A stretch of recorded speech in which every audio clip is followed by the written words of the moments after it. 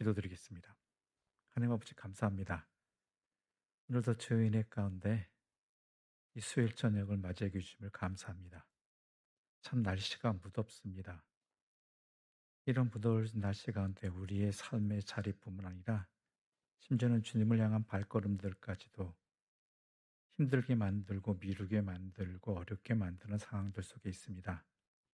그렇지만 그런 것들보다 주님을 사랑하는 마음이 더 강하기에 주님을 향한 소망의 자리가 더욱 깊기에 이 자리에 나온 주님의 사람들을 기억하여 주시고 이 자리에서 듣게 되는 주의 말씀이 주님께서 주시는 능력의 말씀이 되어서 우리의 삶을 인도하고 또한 우리의 삶을 바로 바라보고 행하게 하는 힘이 되게 하여 주시옵소서.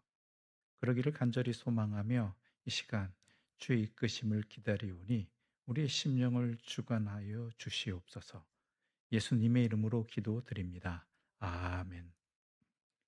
이 시간 계속해서 우리에게 주시는 하나님의 말씀입니다. 누가복음 19장 37절부터 48절까지의 말씀입니다.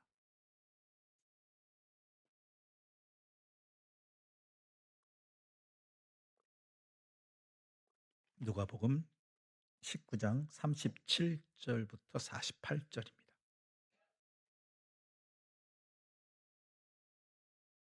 한 절씩 나누도록 하겠습니다. 이미 감람산 내리막에 가까이 오심에 제자의 온 무리가 자기들이 본 바 모든 능한 일로 인하여 기뻐하며 큰 소리로 하나님을 찬양하여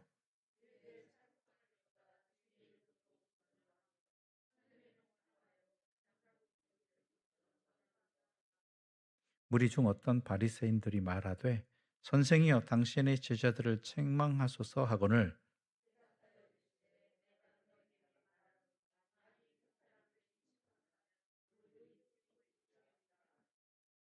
가까이 오사 성을 보시고 우시며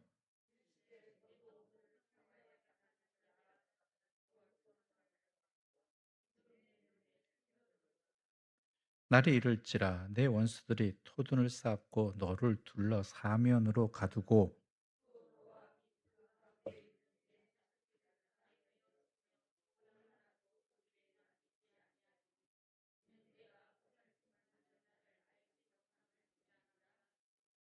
성전에 들어가사 장사하는 자들을 내쫓으시며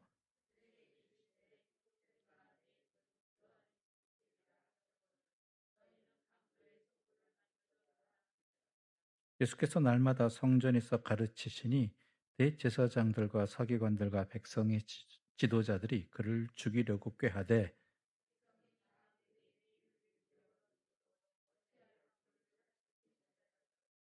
아멘. 우리는 계속해서 예루살렘을 향해 가시는 예수님의 마지막 여정을 함께 걸어가고 있습니다. 이제 닷새이면 십자가에 달리셔서 이제 대속의 죽음을 당하셔야 되는 이 자리가 된다라는 것이죠. 그리고 그러자 예수님은 또한 제자들을 보내셔서 맞은편 마을에 있는 어린 나귀를 풀어오게 하시고 그 나귀를 타고 들어가셨죠. 그때 37절은 그때 상황을 이렇게 말하고 있습니다. 이미 감람산 내리막길에 가까이 오심에 제자의 온 무리가 자기들이 본 바 모든 능한 일로 인하여 기뻐하며 큰 소리로 하나님을 찬양하여 사람들이 이미 사람들이 예루살렘 성전 건너편에 있는 감람산에 이르셨을 때부터 환호성을 지르기 시작했다라는 것이죠. 호산나를 외쳤다라고 마태복음엔 기록되어 있죠. 즉 호산나라는 건 우리가 잘 아는 대로 우리를 구원해 달라는 지금 우리를 구원해 달라는 그러한 의미가 있습니다. 이 외침은 감람산에서부터 시작해 가지고 예루살렘 성에 들어가실 때까지 그치지 않았다 하는 정도이고 어느 정도냐면 온 성이 소동하였을 정도라고 마태복음은 기록하고 있습니다. 그러니까 이 소동이라는 것이 단순히 시끄럽다 차원을 넘어서는 것이 아니라 땅이 흔들린 것 같은 느낌을 받았을 정도로 환호성을 질렀다는 것이죠. 그렇다면은 왜 이렇게 예수님을 찬양했는가? 하나님을 찬양 예수님을 찬양했는가? 이전에도 예수님께서는 예루살렘에 오셨었잖아요. 그때는 안 그러다가 왜 이때서야 이렇게 난리를 치고 있느냐라는 것이죠. 37 절을 보게 되면 그 이유에 여기가 그 이유가 기록되어 있습니다. 이미 감람산 내리막길에 가까이 오심에 제자의 온 무리가 자기들이 본 바 모든 능한 일로 인하여 기뻐하며, 즉 모든 자기들이 본 모든 능한 일 때문에 기뻐했다라는 것이죠. 기뻐했다. 즉 소리 지르는 이유가 바로 그거예요. 모든 자기들이 본 바, 들은 바가 아닙니다. 본 바. 그럼 도대체 무슨 일이 있었느냐? 그것은 바로 예수님께서 행하신 일 가운데 나사로를 살리신 일 때문이었습니다.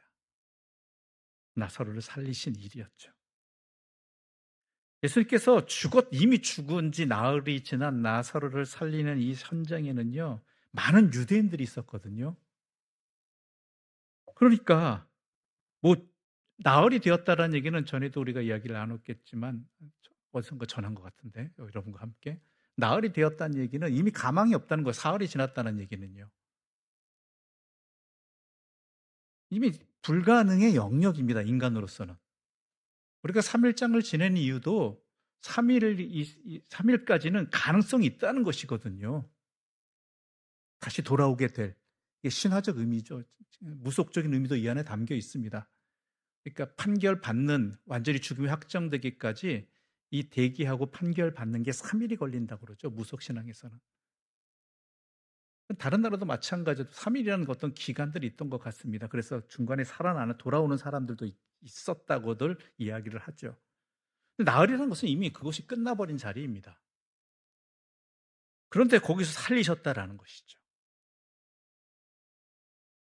그러니까 이것이 삽시간에 소문이 퍼져나가는 거죠. 죽은 자도 살리셨다. 그 이전에도 어떤 일이 있었는지 우리가 앞서 살펴본 여리고에서 눈먼 시각 장애인을 고치셨죠. 그렇죠? 이런 일도 있었고요. 이런 일들이 있으면 바로 직전에 있었으니까, 이러고 예루살렘으로 향해 가시니까 사람들이 이제는 난리가 난 거죠. 제자들도 난리가 났죠. 기분 너무 좋죠.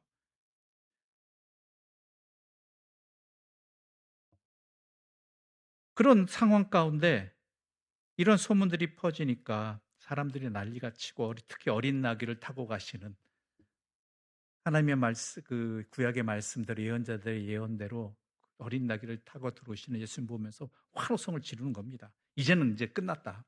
이제는 바뀐다. 이제 뭔가 이루어진다라는 것이죠. 그런데 이 모습을 보시는 주님의 심정은 어떠했을까?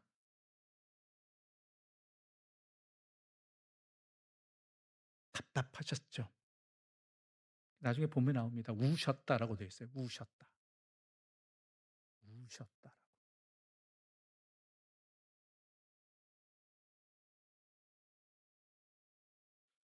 왜냐하면 그들이 환호성을 지르면서 예수님을 환호하고 있는 것은 실상 주님이 이 땅에 오셔서 행하시는 그 일들, 그 사역, 그 사명이 아니었다는, 예수님의 본질이 아니었다라는 것이죠. 대표적인 것이 제자들의 모습 아니었습니까? 그들이 예수님을 쫓아다녔고 이제 예루살렘에 들어가면서 그들이 신난 이유는 뭐였습니까? 자기들이 이제 한 자리를 차지할 수 있겠다라는 것이죠. 그동안 3년간의 고생이 이제 결실을 맺겠구나라고 하는 그런 기미가 느껴지는 거죠, 이들에게. 사람들이 환호성을 지르고 이전과는 다른 어떤 그 절대적인 그 사람들의 칭송과 환호 막 이런 것들이 느껴지죠. 물론 그에 비례한 만큼 종교 지도자들이 예수를 죽이려고 하는 그런 것도 셌지만 이 제자들은 그게 안 보여요.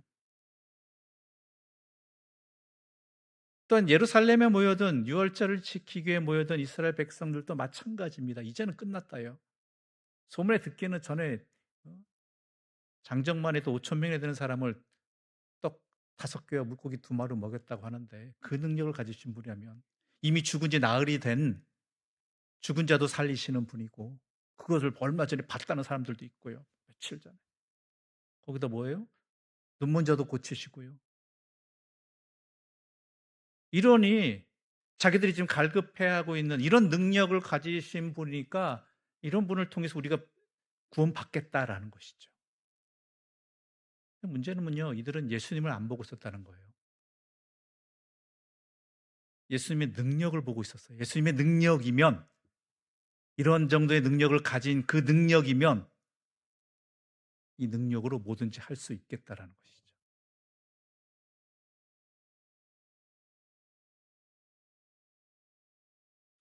우리들도 신앙생활에 있어서 이 부분이 참 맹점입니다.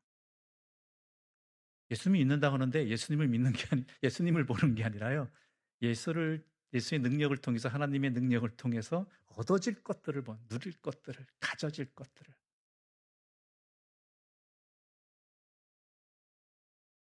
예수를 믿는다고 그러지. 예? 예수님이 이루어 주실 것을 믿는다고는 안 하잖아요. 근데 사실이 그렇잖아요. 우리가 예배를 드리고 또한 이 수요일 저녁에 함께 모여 성경 공부도 하고 새벽을 깨우고 기도하고 말씀을 읽고 기도하고 찬송하고 또한 여러 가지 헌신을 하는 이 목적이 어디에 있느냐라는 것이죠. 예수님을 사랑하기 때문에, 예수님을 믿기 때문에, 예수님의 은혜를 입었기 때문에, 그 예수님을 사랑하기 때문에 신앙생활을 하고 있느냐라는 것이죠. 그 예수님을 바라보면서.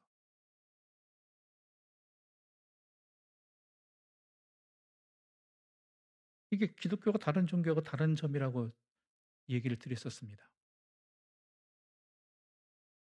다른 종교 같은 경우는 그것을 통해서 어떤 공덕을 통해서, 공적을 통해서 자기의 목적하는 바를 이루기 위한 그것들이 신앙생활의 목적이죠, 종교 생활의. 그런데 기독교는요, 이미 받은 은혜입니다. 이미 받은 사랑입니다. 거기에 감격하여 그 은혜로 변화된 사람들이 변화된 자답게 주님을 사랑하는 삶을 살아가는 자리가 신앙의 자리이고 우리의 현재라는 것이고 앞날이라는 것이죠.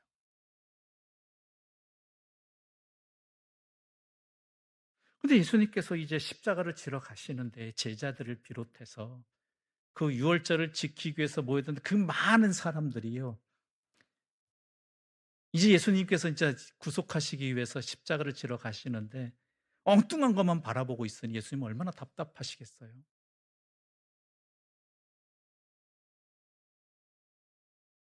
그런데요, 이것이요, 단순히 이 예수님을 제대로 모른다, 이 차원의 문제가 아니에요. 더 심각한 문제는 뭐냐면요, 그 다음에 나오는 내용들입니다. 우리 오늘 본문 함께 41절과 42절 함께 읽어볼까요? 41절과 42절입니다. 함께 읽어보겠습니다. 가까이 오사 성을 보시고 우시며 이르시되 오늘 평화에 관한 일을 알았더라면 좋을 뻔하였거니와 지금 내 눈에 숨겨졌도다. 우시는 이유가 이렇게 환호성을 지르며 예루살렘의 해방, 자기들의 문제 해결 이런 것들에 환호성을 지르고 있는데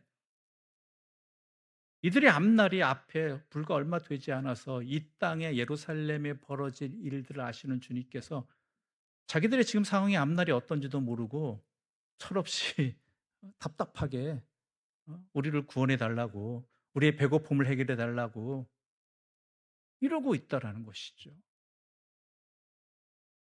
자기들을 높은 자리에 올려 달라고, 모든 만방위에 뛰어난 사람들, 민족이 되게 해 달라고 이러고 있는 이 모습을 보면서 예수님이 얼마나 답답하셨느냐라는 것이죠. 그 집안이 망하는데 자기는 값진 운동화가 없다고, 남들이 가진 뭐 폐물이 없다고, 누구는 뭐 명품 가방 메고 다니는데 나는 없다고 이러고 하고 안달하고 있는, 우리 집은 왜 그런 거 없느냐고 이야기하고 이러고 있다라면 그 부모된 마음이 얼마나 답답하겠습니까?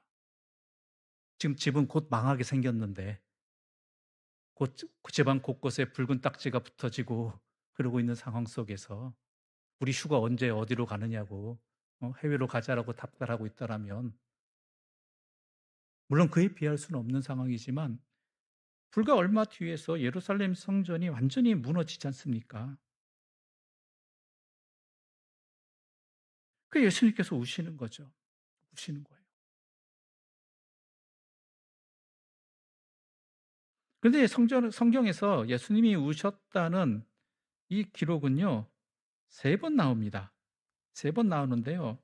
정확히 복음서에는 2 번이 나오죠. 한 번은 나사로의 무덤에서 나옵니다. 나사로의 무덤에서.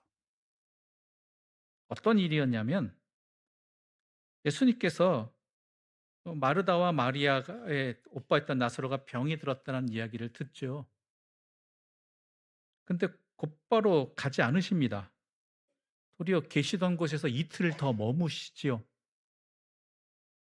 그리고 가셨어요. 그러니까 이미 죽은 지 나흘 뒤에 예수님께서 나사렛 무덤에 가신 것입니다.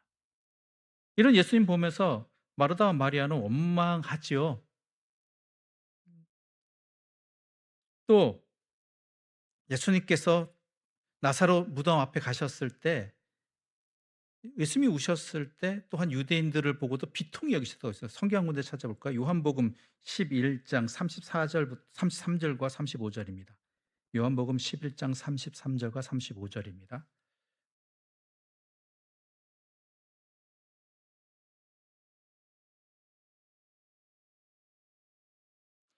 요한복음 11장 33절과 35절입니다.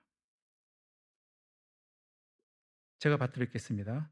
예수께서 그가 우는 것과 또 함께 온 유대인들이 우는 것을 보시고 심령에 비통히 여기시고 불쌍히 여기사 이르시되 그를 어디 두었느냐 이르되 주여 와서 보옵소서 하니 예수께서 눈물을 흘리시더라. 예수님께서 왜 우셨는가라는 것은요. 이 나사로의 죽음과 관련된 이 사람들이 하나님을 모르는 사람들이 아니었음에도 불구하고 예수께서 말씀하셨을 때 비웃었다라는 것이죠. 예수님께서 죽은 나사로를 다시 살리시겠다고 하셨을 때도요. 예수님을 향해서 하나님의 아들이신 것을 믿는다고 고백했던 마르다조차도요. 이미 죽은 지 나흘이나 되어서 썩은 내가 나기 때문에 불가능한 일이라고 막아버렸습니다. 또 유대인들은 뭐라고 했냐면 눈먼 사람의 눈도 뜨게 하신 분이 나사로를 죽지 않게 할 이유 할 수 없었느냐라고 도리 비아냥거렸어요.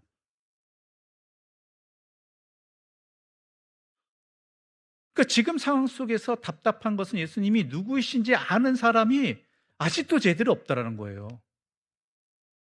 예수님은 하나님의 아들이라고 고백했던 마르다조차도요. 예수님에 대해서 제대로 모르고 있다라는 것이죠. 이젠 공생의 마지막 길에 돌아섰는데 3년 동안 열심히 가르치시고 보여주시고 함께 하셨는데 예수님이 이 땅에 왜 오셨는지 어떤 분이신지 진짜 제대로 믿고 있는 사람이 없는 것뿐만 아니라 아예 오해하고 있다는 것이죠. 자기들 생각 속에서만 가둬놓고 있어요. 신앙이 깊어져 간다는 것, 믿음이 깊어져 간다는 건요. 자기의 생각의 틀이 완전히 깨지는 겁니다. 근데 신앙이라는 것들이 일종의 자기 것, 자기 생각을 고수하는 것이 신앙을 지키는 것인 것처럼 착각하는 사람들도 있다는 것이죠. 근데 그것이 고수하는 것이 본질이라면 맞아요. 그런데 뭐 껍데기라든지 형식이라든지 지금까지 자기가 그렇게 해 왔으니까 이게 전부라는 식으로 고집 피우고 있다라면은 이거는 조심해야 되는 부분이 된다라는 것이죠.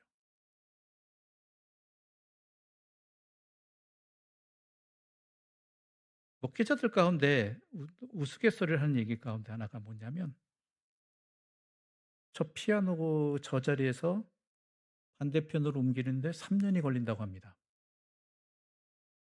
피아노 하나 옮기는 거잖아요. 그런데 꼭 교회 안에서 반발이 일어나요. 우리는 원래 전통적으로 저 자리였다고. 저걸 왜 옮기느냐고. 이유가 뭐냐고. 옮기고 난 다음에 시험 든다고 막. 옮겼어요. 옮긴 다음에 뭐예요? 도로 돌아가는데 1 년도 안 걸린대요. 자기가 갖고 있는 생각을 바꾸기를 싫어하는 거죠. 어려워한다는 거예요. 익숙한 것. 아니 본질이 피아노의 자리입니까? 아니면 반주하는 데 피아노 반주를 하는 데 있어서 더 적합한 자리를 찾는 것입니까? 그러니까 이들도 하나님을 아는 사람인데 자기들 생각 속에서의 하나님, 예수님, 메시아에 대해서 알고 있는 거예요. 그러니까 예수님께서 살리시겠다 했을 때 자기들 생각에는 말이 안 되는 일이거든, 이거는. 이미 죽은 지 나흘이 된 사람이니까. 나흘이라는 숫자가 그래서 참 의미 있게 다가오는 것이죠. 인간의 인식은 완전히 불가능한 곳입니다. 불가능한 시간입니다.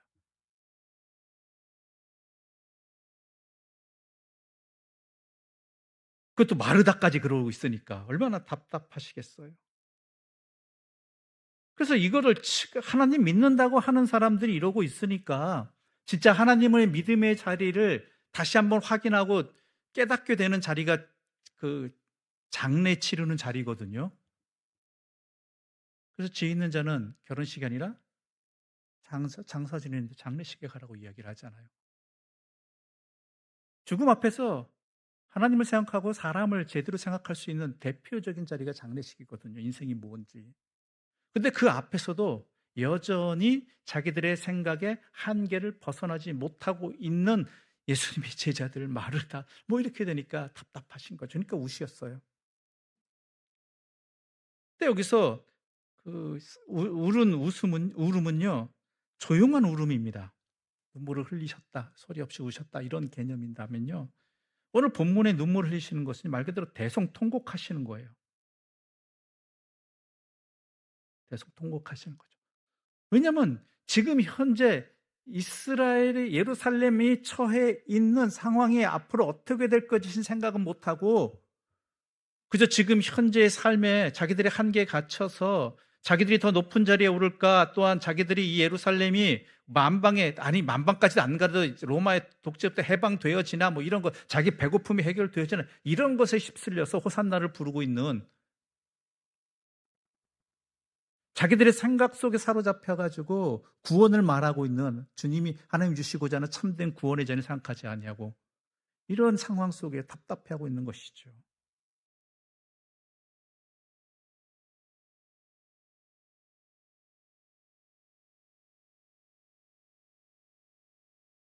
예루살렘이 지금 현재 자기의 삶의 자리가 자기가 처해 살고 있는 이 예루살렘 성이 하나님의 성이라고 말하는 이 성전이 어떤 지경이 앞에 놓이게 될지는 아무런 관심이 없는 거예요. 지금 현재 어떤 상황인지.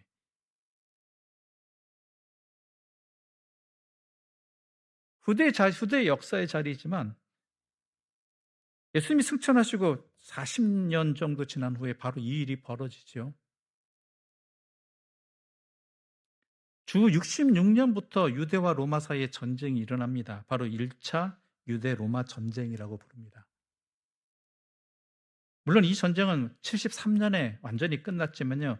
그 3년 전인 이미 AD 70년에 예루살렘은요 완전히 촉토가 되어 버렸습니다. 오늘 본문은 이렇게 말하고 있죠.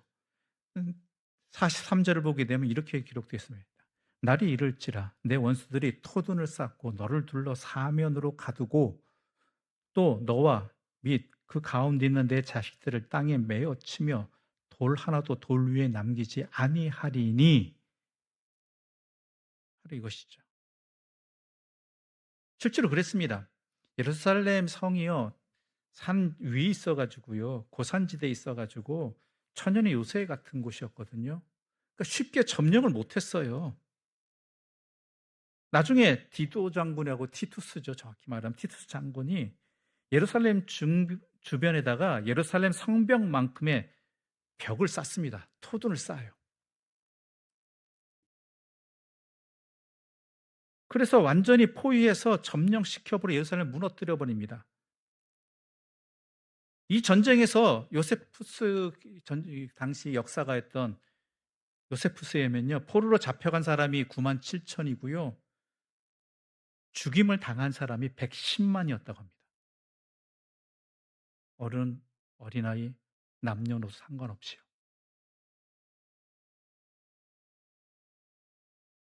그런데도요. 그때 어떤 일이 벌어졌는지 알아요? 그 성에 모인 사람들이요. 유월절 때 모였었는데 로마 군대에서 결코 멸망하지 않으리라고 생각하고 있었대요. 그렇게 포위되고 있었는데도. 도저히 빠져나갈 수 없는 포위 상태였음에도 불구하고 하나님께서 이 성읍은 지켜주실 것이다. 자기들의 상황을 못 보고 있는 거예요. 자기들이 어떠한 처지였는지. 자기들의 정작 필요한 것은 배고픔을 해결하고 또한 이 성이 지켜지고 만방위의 높이 로마 제국에서 해방되어지고 만방위의 높이 들림받는 이런 것들이 아니라요. 누가 높은 자리에 올라가고 이런 것들이 아니라요. 죄로부터 구원받는 것이 더 심각한 문제였거든요. 그게 절박한 상황이잖아요.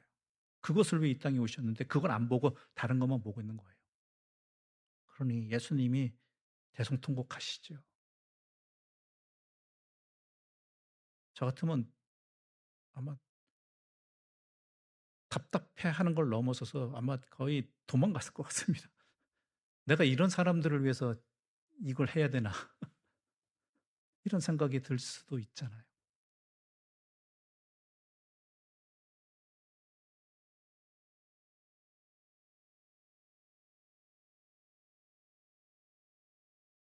그러니까 지금 당장 망하게 곧 망하는데 그게 뻔히 보이는데 지금 이러고 있어 놓니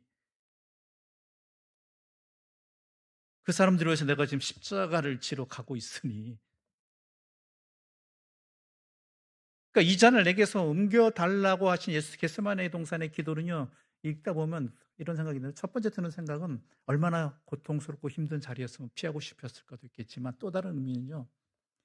'내가 이 사람들을 위해서 이렇게까지 해야 됩니까?'가 되는 기도 자리죠. 그렇잖아요. 뭔가를 나누고 뭔가를 줘도요. 그 사람이 그 받을 만한 그러한 그 응답이 있거나 자격이 있거나 뭐라도 있어야 되잖아요. 근데 전혀 아닌 사람들이잖아요. '내가 이 사람들을 위해서 이렇게까지 해야 됩니까?'라는 심정도 느껴진다라는 것이죠.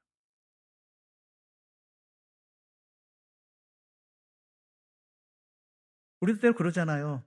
누군가를 돕고자 하는데 무조건 도울 수는 없잖아요. 그렇죠. 솔직히 무조건 도와야 되는데 우리에게도 있단 말이에요. 누군가는 도울 만한 사람이고요. 누군가는 도울 필요가 절대로 없는 사람들. 그전에 도와줘 봤는데 전혀 엉뚱한 데 써 버린단 말이에요. 도리어 자신을 망쳐 버린 데 쓴단 말이에요. 그러면 아무리 내가 그리스도인이고 내가 목사고 내가 장로 권사를 할지라도요. 주님을 대접한다고 하는 마음으로 했다 할지라도요. 그 사람이 그것 가지고 엉뚱한 데 쓰고 있는 것을 내 눈으로 봤다. 그렇죠? 차비가 없어서 달라고 했는데 가서 술 사 먹고 있거나 이러고 있다라면 어떻겠어요?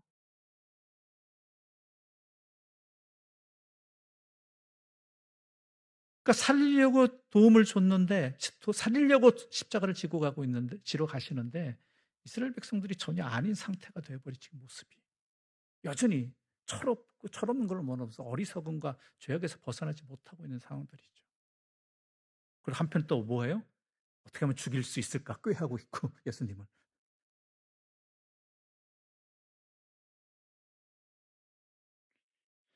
그런 것이 여실히 드러나는 곳이 바로 성전이었습니다. 이런 비참한 현실이 여실히 드러나는 곳이 성전이었다라는 것이죠. 45절 말씀 함께 읽어볼까요? 45절입니다. 함께 읽어보겠습니다. 성전에 들어가사 장사하는 자들을 내쫓으시며 그러니까 거룩한 하나님의 성전이잖아요.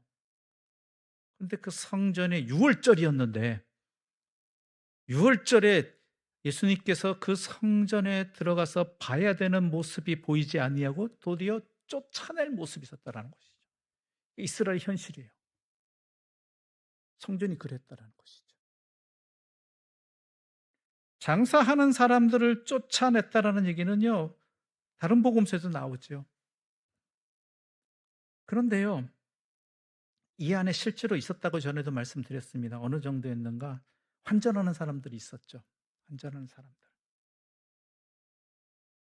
그러니까 성전에 올 때는요. 반드시 1 년에 한 번씩 반세겔의 속전을 내도록 되어 있습니다. 유대인들은. 반세겔. 정확히 말하자면 반세겔이라면요. 이틀치 임금입니다. 이틀치. 그런데 이 반세계를요, 아무 동전이나 은하나 받지 않아요. 동전으로 받지 않아요.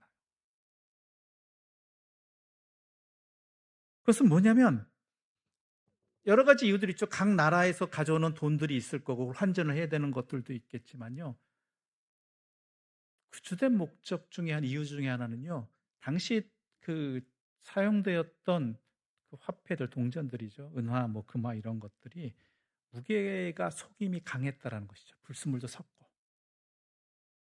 그래서 그 당시에 가장 신뢰성이 높았던 그래도 그나마 순도를 유지하고 무게를 정확하게 지키기로 유명했던 것이 두로 세겔이라고 얘기합니다. 두로에서 만들어진 세겔.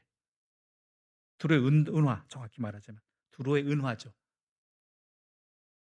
그러니까 이걸로 환전을 해야 돼요. 이걸로 바꿔야 돼요. 그러면서 수수료로 24분의 1을 받았습니다. 24분의 1을.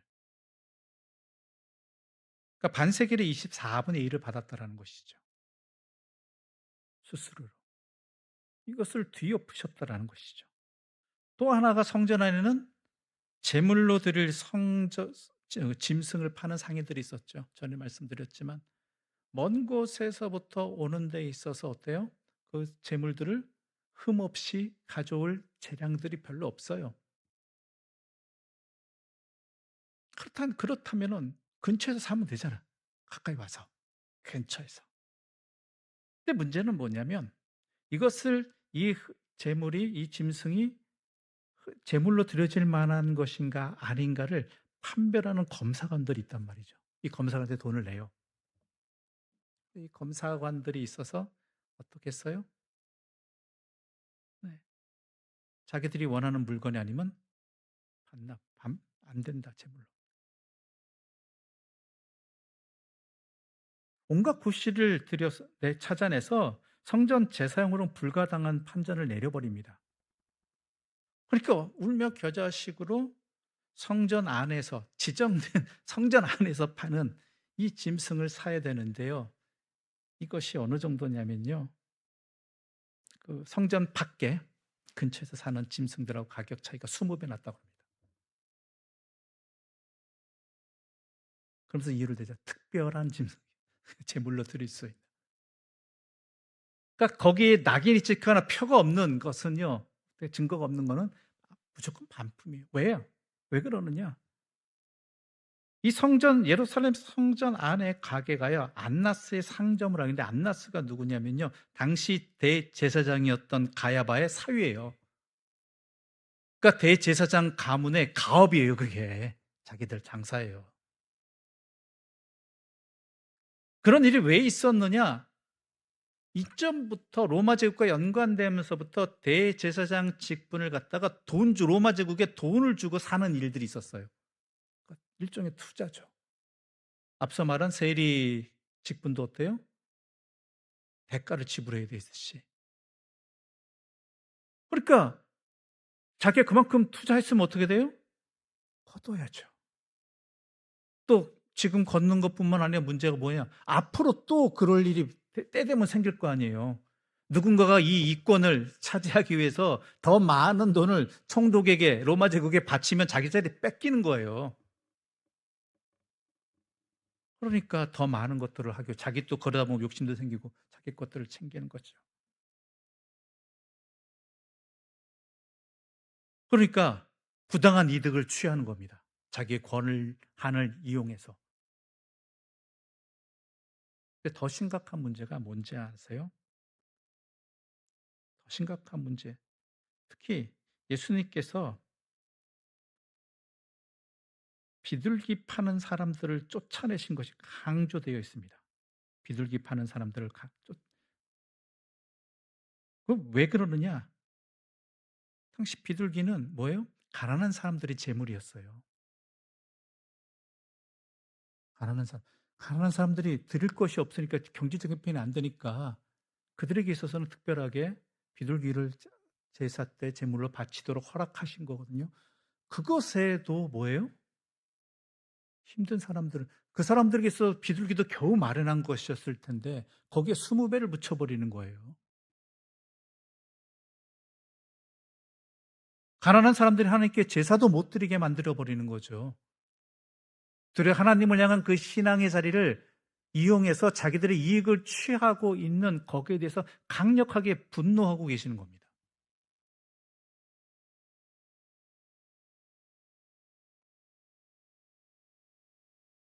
또 하나가 무엇이냐면요. 그 시장이 자리 잡고 있던 위치였습니다. 예루살렘 성전은요, 가장 바깥에 소속하면 이방인의 뜰이 있습니다. 이곳은 유대교로 개종한 이방인들은 누구나가 와서 제사 드릴 수 있는 것이죠. 하나님께 기도도 하고. 그 다음에 뭐냐면 그 안쪽은 유대인 여자들.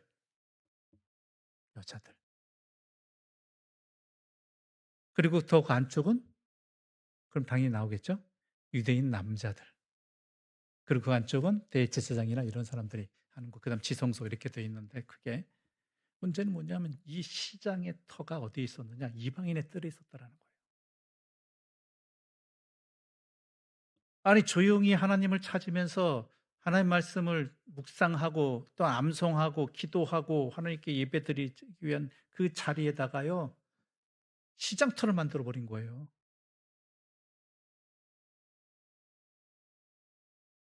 단순히 장사하는 거 이 자체가 문제가 아니라요. 그런 자기의 이익을 위해서 가난한 사람들까지 착취하는 모습들, 하나님께 예배드리러 재물을 바치기 위해서 하는 사람들. 이 환전하는 거나 또 부당한 이익을 취하는 것, 부자들이야 뭐 그렇다 치더라도 가난한 사람들까지 이러고 있다라는 거예요.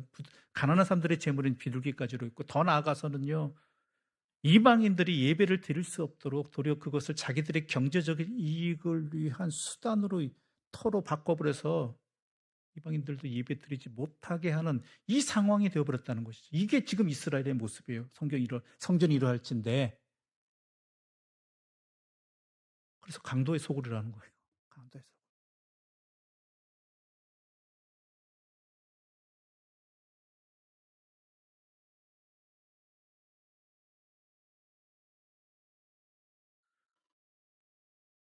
그러니까 이 모습을 우리 주님께서 가난한 자들을 위하셨고 나그네와 이방인들을 위해서 오신 분인데 이게 용납되겠느냐라는 거예요. 하나님께 예배드리러 나오는 그 먼 길을 이방인들 대부분 먼 데서 왔을 거예요. 유월절을 지키기 자기 진짜 신앙이 열심인 사람들일 거 아니에요. 그 사람들이 찾아오라서 예배 드리고자 하는 그 경계도 이미 제한되어 있고 이거를 뭐라고 써있냐면 이방인하고 유대인 여자들 그 사이 벽이 있거든요. 벽을 세워놨거든요. 거기다 이거 너무 죽는다고 써있어요. 속된 말로. 그 이방인이 여기서만 들으라 했는데 거기서 장사 지내고 있으니 누가 예배 드릴 수 있고 기도할 수 있겠어요.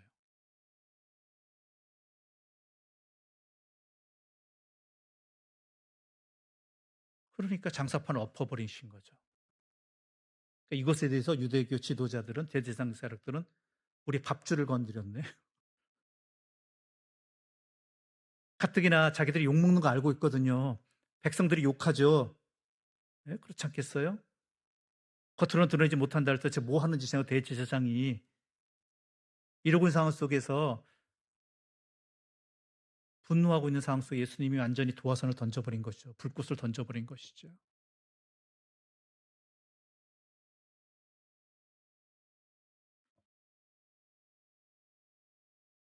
그러면서 말씀하십니다. 우리 46절 함께 읽어볼까요? 46절입니다. 함께 읽겠습니다.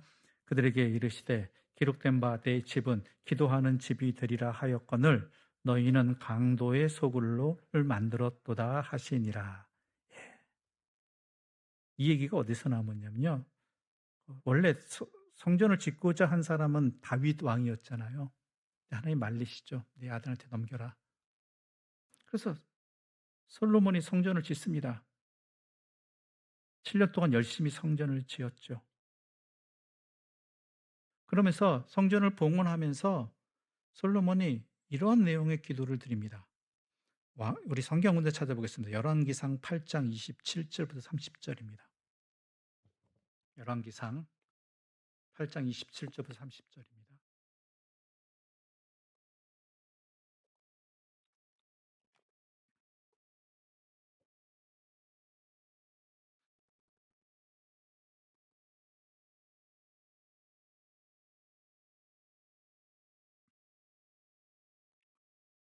열왕기상 8장 27 절부터 30 절입니다. 열왕기상 8장 27 절부터 30절 말씀입니다.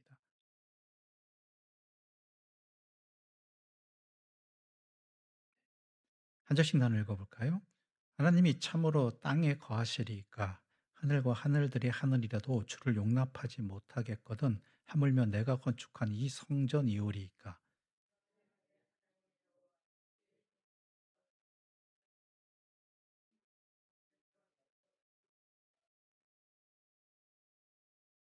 주께서 전에 말씀하시기를 내 이름이 거기 있으리라 하신 곳 이 성전을 향하여 주의 눈이 주야로 보시오며 주의 종이 이곳을 향하여 비는 기도를 들으시옵소서.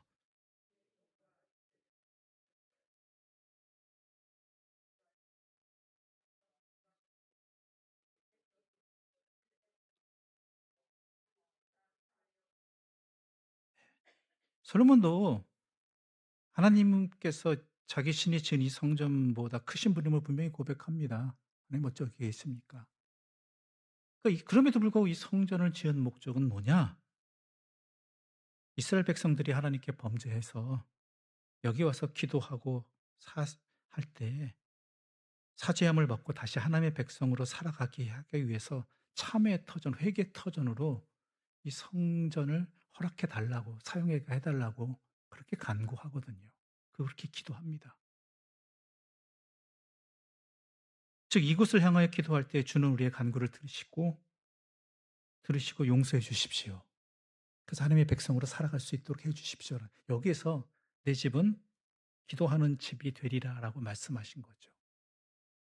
그러니까 하나님의 백성들이 하나님의 백성답게 살기 위해서 기도하는 곳이란 이야기예요. 기도하는 곳.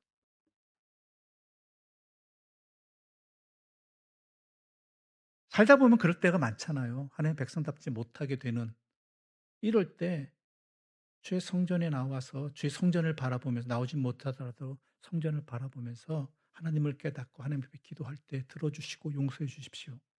그래서 하나님의 백성답게 살게 해 주십시오. 이 성전이 그런 곳이 되게 하여 주십시오라고 기도하거든요. 봉헌할 때.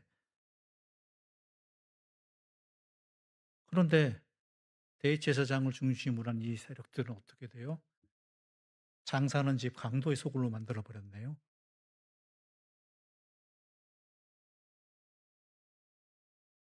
이러니 우리 주님이 분노 안 하시겠습니까? 진노하시는 것이죠.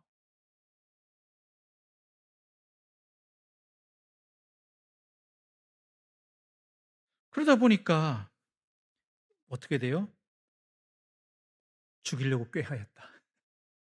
도저히 용서 이제 내 명예도 더럽혔고 또한 내 권위도 더럽혔는데 사람들이 가장 심각하게 그 건드려지는 부분이 뭔지 아시죠? 내 밥줄 건드렸다요. 내 밥줄 건드렸다.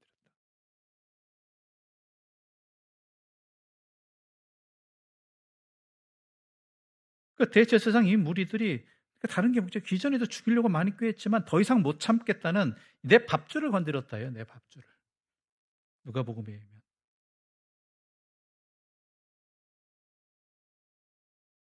우리 47 절과 48절 말씀 함께 읽어볼까요? 47 절과 48 절의 말씀입니다. 함께 읽겠습니다. 예수께서 날마다 성전에서 가르치시니 대제사장들과 서기관들과 백성의 지도자들이 그를 죽이려고 꾀하되 백성이 다 그에게 귀를 기울여 들으므로 어찌할 방도를 찾지 못하였더라. 다 연관된 사람들이죠. 대제사장과 같이. 혼자 먹었겠습니까? 다 거기에 관계된 사람들이겠죠. 거기에 고용돼 있거나 거기에 또 벌써 어떤 뇌물을 받는다든가 또한 그 밑에 어떤 자리를 차지한다 이런 사람들이 대부분이었겠죠. 이러니 죽이려고 하는 것입니다. 죽이려고.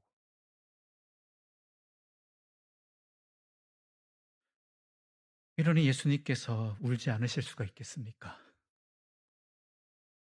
이 울음은 말 그대로 불쌍해서 우는 것을 넘어서서 답답해서 우시는 것도 이 안에 있을 것 같습니다. 오늘 이 지경이 되었나 어찌 된. 그러니까 나중에 돌 위에 돌 하나 남지 않게 되는 것도요. 이 가망성이 없더라는 거예요, 이 사람들은. 이거라도 완전히 허물어져야지.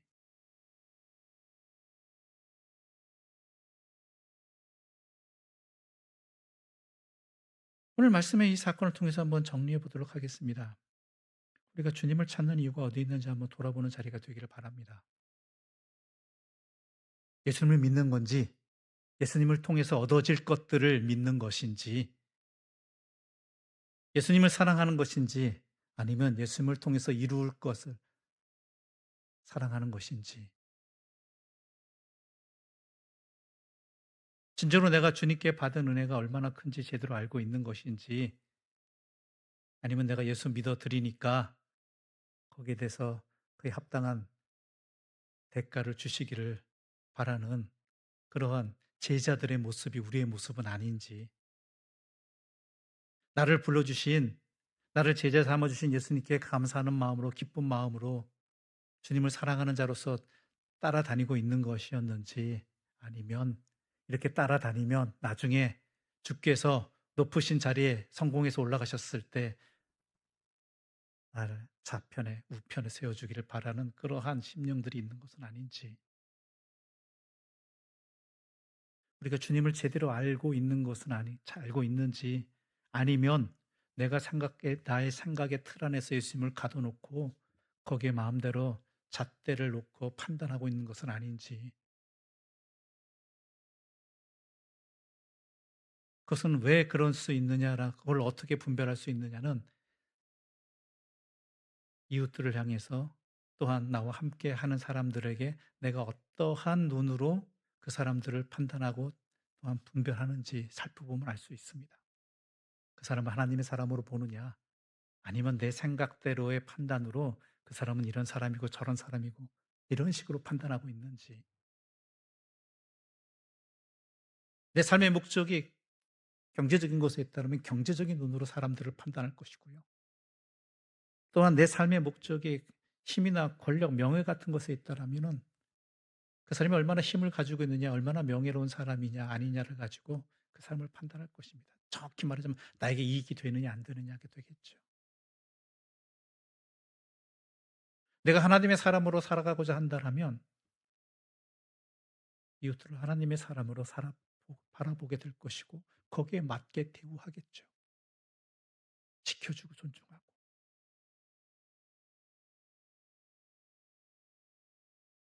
자녀들을 바라볼 때도 그렇지만 서로의 배우자를 바라볼 때도 마찬가지입니다. 하나님의 사람으로 보느냐, 아니면 나의 편의와 나의 이익을 위해서, 죄송합니다만 그런 경우들도 있잖아요. 그런 곳으로 바라보느냐. 그러면 그 사람이 그러한 목적의 능력을 잃어버렸을 때 그 사람은 뭐가 돼요? 있으나 마나한 사람이 되어버리고 무시되는 사람이 되어버리죠. 교회 안에서도 마찬가지입니다. 우리 교회 안에서도 혹시 서로 교회를 뭐 어떤 하나님의 교회로 바라보는지, 아니면 다른 어떤 것들이 주인이 되어지는 그러한 공동체로 바라보는지, 더 나아가서 한 가지 여기 더 우리가 중요하게 봐야 되는 것은, 하나님께서는 이 성전을 허락하실 때 모든 이들이 함께 기도하는지 모이는 집을 허락해 주셨습니다. 근데 우리들 나름대로의 벽을 쌓고 있는 것은 아닌지, 힘들고 어렵고 가난한 사람들은 찾아오면은 나도 모르는 벽을 그들에게 느끼게끔 하는 그러한 신앙의 공동체가 되어버린 것은 아닌지,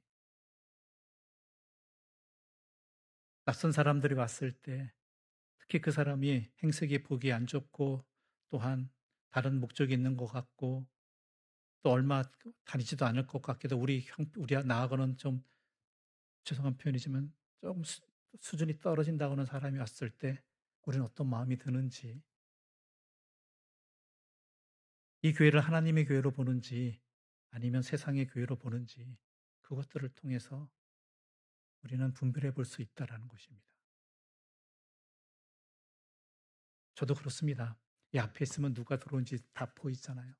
낯선 분이 들어왔을 때 좀 행색이 좀 그렇다라고 한다면 저도 모르게 마음에 '아 저분은 예배 드리러 온 것일까? 아니면은 다른 목적이 있는 것일까를 먼저 생각하게 된다라는 것이죠.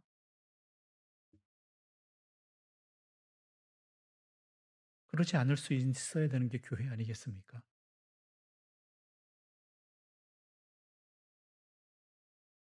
만민이 기도하는 집으로서 기도하는 사람들이 왜 하러 오겠습니까? 뭔가 어려움이 있고 뭔가 부족함이 있고 뭔가 괴로움이 있고 뭔가 답답함이 있는 사람들이 오는 것 아니겠습니까? 그런 사람들이 마음껏 와서 편하게 기도할 수 있는 곳이 되어주고 있는지 아닌지 저부터도 반성하게 되고 생각하게 되는 것이지요.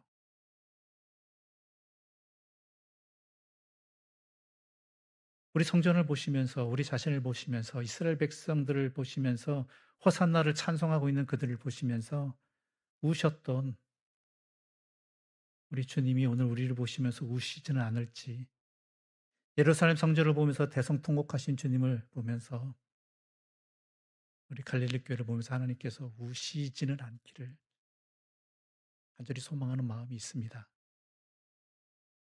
어렵고 힘든 길이겠지만 적어도 주님이 우시지 않는 사람들, 우시지 않는 교회, 더 바라기는 주님이 웃으실 수 있는 그러한 우리의 교회와 우리의 가정과 우리들이 되었으면 좋겠습니다.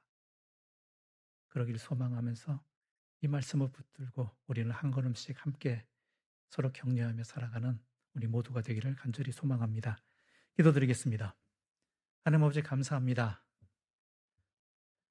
우리들의 신앙의 자리가 과연 어떠한지를 이 말씀을 통해서 돌아보게 해주시니 감사합니다. 우리가 신앙생활을 하는, 주님의 뒤를 따르는, 주님을 찬송하는 그 이유가 어디 있는지 주의 성령의 깨달음을 통해 제대로 보게 하여 주시옵소서. 주님을 우시게 만들어버리는 그러한 신앙인들과 교회들이 아니라 주님을 위해, 주님이 기뻐하시고 웃으실 수 있는 그런 하나님의 사람들, 하나님의 교회가 되기를 소망하며 살아가게 하여 주시옵소서. 주님께서 이 땅에 우리를 살게 하시고 또 우리 교회를 세우시니 그 참된 목적을 지켜나가며 그것을 위해서 힘들고 어려울지라도 믿음의 길을 끝까지 걸어가는, 그러기 위해서 서로 격려하면서 이 수고를 감당하는 하나님의 사람들, 하나님의 교회가 되게 하여 주시옵소서. 예수님의 이름으로 기도드립니다. 아멘. 하늘에 계신 우리 아버지, 아버지의 이름을 거룩하게 하시며 아버지의 나라가 오게 하시며 아버지의 뜻이 하늘에서와 같이 땅에서도 이루어지게 하소서. 오늘 우리에게 일용할 양식을 주시고 우리가 우리에게 잘못한 사람을 용서하여 준 것 같이 우리 죄를 용서하여 주시고 우리를 시험에 빠지지 않게 하시고 악에서 구하소서. 나라와 권능과 영광이 영원히 아버지의 것입니다. 아멘.